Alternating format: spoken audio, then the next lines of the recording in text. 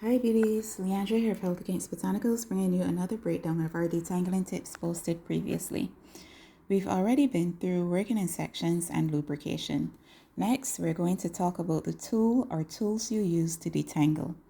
As mentioned in our initial summary video, the most common tools are your fingers, combs, and brushes.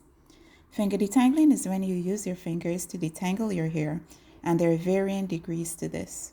Some naturals exclusively detangle with their fingers, while others may incorporate it to a lesser extent in their detangle routine while also using a comb and/or brush.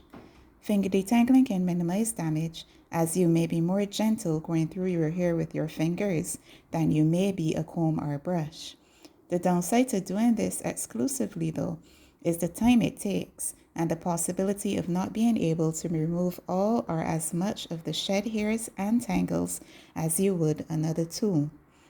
This may come back to bite you later, as those shed hairs and tangles that potentially remain can cause even further tangles, which result in additional work detangling and the potential for even further damage. Next up is using a comb. This is usually a wide tooth comb for most naturals, but a smaller tooth comb can also be used as a smoothing step and also to ensure you get out all or most of the tangles. Wide tooth combs are thought to be the ideal tool for many as they believe brushes can be too damaging to the hair.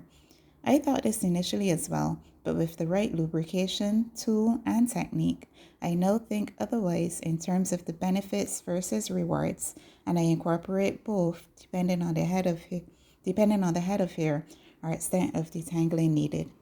Some white tooth combs don't feel as though they're doing anything for me, and I've heard others mention this as well.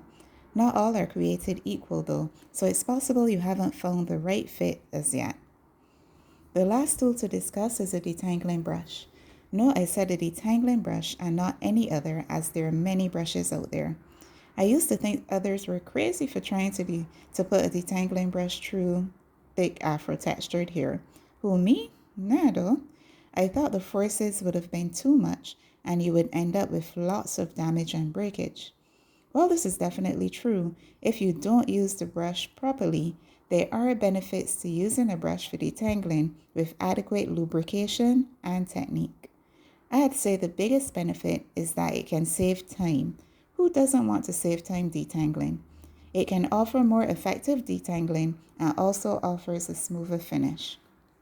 Balance in how and when you use it is key, and the design of the brush is also important.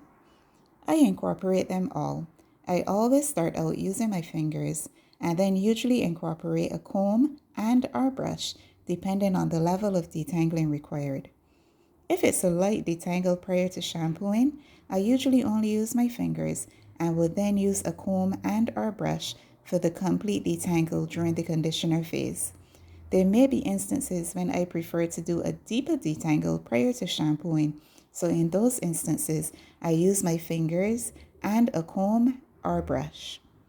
When styling, I usually also use a comb as this helps with smoothing. So which is best to use? Well, that's up to you. What are you hoping to achieve? What are your hair goals? Do you want a finish that's as smooth as possible? Or are you a more rustic type of natural who likes some disorder in your hair? Either way, it's your hair and should be based on how you want to show up. It's not going to harm your health. That's it for now, beauties. As always, I hope this was helpful. And if you care to share any additional tips or have any points, please leave them in the comments. Thanks for watching and listening.